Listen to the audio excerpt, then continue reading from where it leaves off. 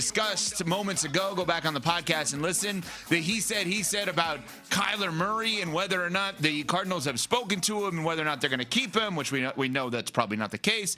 Ian Cunningham, general manager of the Falcons, already told 92.9 in Atlanta that we're going to get rid of Kirk Cousins. We're going to release him.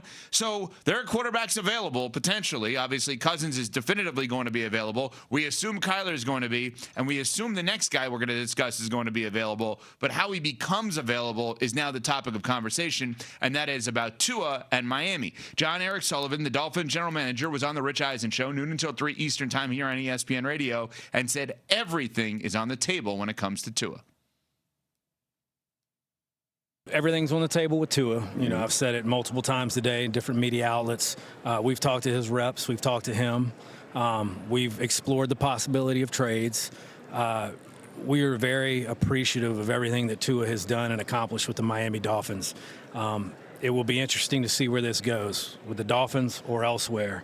Quinn Ewers is obviously on the roster. He did some nice things down the stretch. My job is to make this as competitive of a room as I can, and that goes really for every positional room. We'll see what that looks like down the road. There's a lot of factors at play. I can't give you a definitive answer today. A lot of conversations that need to be had, but every move you make affects the next one, so we'll kind of see how it all plays out. Was that extremely honest, extremely obvious, extremely incomplete? I thought that was a fascinating answer. Smalls, this is one of your guys. He's a former Packers executive, so you are going to be glass half full with a guy that comes from your team and learns from your system. How did you think he answered that question from Rich about Tua? Well, to answer your question, could it be option C, all of the above? It was a little bit of all of that. It was a little bit obvious. It was a little bit surprising. And we know that the end of the road is near with Tua and the Miami Dolphins. It's just... How? It's just, what is that end going to look like? Yeah. Is he going to be traded? Are they going to release him? We know that the contract, the financial ramifications are going to loom largely when we're talking about how this breakup inevitably happens, because releasing him would produce $99.2 million in a dead cap hit if they do that before June 1st. And I know John Eric Sullivan said it's possible to make it work, but not likely. But I wonder if that's the road that they just go down. I think about what happened in Denver with Russell Wilson. I think about what teams have done when they say, we have to end this and we have to absorb it. We just need to restart the next chapter. And if they would be interested in maybe pursuing that if they can't find what they deem to be a viable trade option for him. But it's over. It's over between Tua and the Dolphins. It felt kind of desperate. That would be the word that I would use. It felt kind of desperate in the idea of like, well, we're looking at trades. Other people want them. Who? Like, what's the move? Like, where is the value for somebody else to get Tua right now at that price tag? When possibly, like, if Kyler Murray is available, why would you want Tua and that price tag over somebody like Kyler Murray? Like, I'm not sure what the options are outside of Miami for Tua to just let the guy play and be bad with him. I mean, that just seems to me like a thing. Because one thing that you do not want is to get rid of this guy, have all this dead cap space. Like, as a Saints fan, trust me, the fans do not like when you have a bunch of dead cap space and you're losing. You do not want that with somebody like Tua. Yeah, I think back, David, to the way you and I spent our July last year. And that was together on First Take, no big deal, discussing all the NBA contracts, free agents, trade rumors, etc. Like, we did many of shows, radio and TV together, doing that stuff. That's what this has to be. This has to be an NBA-style salary dump where you're paying off a team to take on Tua. You're giving them a very premium pick, a second-round pick, whatever it may be, and I would advise that team upon arrival to cut him. And that's what it has to be. Other than that, he's just going to get released. But let's talk about that hypothetical of the $99 million cap hit that Smalls just brought up. Why would that be a bad thing? I know what David just said. No team and their fans wants a $99 million dead cap hit and to be bad. But isn't that exactly what this franchise needs to restart this thing? Just throw Quinn Ewers out there, and one of two things you have to hope for. Either he's the worst quarterback in the league or the best quarterback in the league. If he's the 20th best quarterback in the league, you're screwed. You need him to either be the worst quarterback in the league or the best quarterback in the league, and hopefully you get one of the two. And you would just have to deal with it for a year because you made a horrific mistake that didn't need to be made around Tua. The NFL, the players get screwed in many ways based on some of the contracts in the NFL. We know that.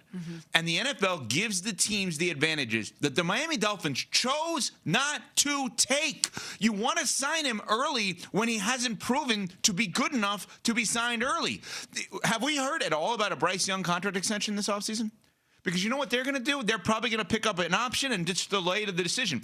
Smalls is all over how bad C.J. Stroud is. It's frustrating her like crazy. You know what the Texans are probably going to do? Wait on that. You know what the Dolphins didn't do? Wait on it. Because they thought, okay, we've seen flashes from this guy. We've seen when healthy that he can be really productive, and that when has a big asterisk tied to it, of course. But I think they were thinking if we could do it now and he's what we hope he is long term, this is a very shrewd move. However, they did not have enough data points in place to make that financial commitment to him. Or they shouldn't have made that financial commitment to him. Yeah, there was no reason to do so, but now you're stuck. I'm not sure what the difference is between having Ewers there and just having a bad Tua year. Just having another bad Tua year where you understand he's going to be bad, this is what we're getting, and maybe, I don't know, like you just have the guy there and you're just bad. Like I just don't understand the value of taking that cap space, that dead cap, when you have a guy who who can also be bad and you don't have the dead cap. Okay, great question. You know what this all tells me then, David? Is that they think he will hurt the locker room. Well, I mean, I guess that's possible. I mean, that is an interesting prospect. But I mean, I don't know if the players just don't like Tua. Like, is that what it is? Well, I don't know. See, that's the thing. I'm not going to the leadership stuff that happened this season. Yeah, I don't want to make a statement on who Tua is without knowing Tua. But based on actions, if you think Tua at this point in his career with that roster will lead to losses, David's point is an excellent one. Take the lesser cap hit and let him lead to losses. But what you know is something's up. Like, for example, number one pick in the draft, Raiders.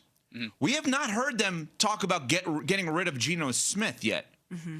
I don't know that they're going to. You know why? Because even if not playing, they don't think he's going to be bad for the locker room. They think he's going to be good for the locker room. So they're considering something. I know it's less money, but you get the overall point. There has to be something more than just the cap hit here. They don't want him around. Well, you were on this for a while with the Sixers about the culture of losing, right? You were basically saying, like, with Embiid, because of the process, can they ever know how to win? Because the culture that was drilled into place was to be bad. Trust the process, which means that it's going to be a while before you're good. And that can somehow permeate and stick to you in a way. And I wonder if the Dolphins are so desperate to turn the page and start fresh with a new era, with a new culture, that they think having Tua involved in that in any way is going to be prohibitive to their success. It's very fair. What success? What success? Just in establishing a new culture and a new era. You can't really do that with Tua. No, and I think it's an interesting one. And I think David's point is very interesting. If you think that you're going to be bad and you think he leads to being bad, why not just keep him one more year? And they're kind of saying everything's on the table because they want somebody to take the bait and trade for him, which is not going to happen, or consider releasing him and do the Denver thing like Smalls brought up, and Ewers becomes that interim quarterback, which maybe they hit on him. Who knows? I don't think so. But it's very interesting to think that part of this seems to be we just don't want this guy around. The door is open for a Hall of Famer, but should it be? We'll get to that next. We're on Sportsmanlike, presented by Progressive Insurance.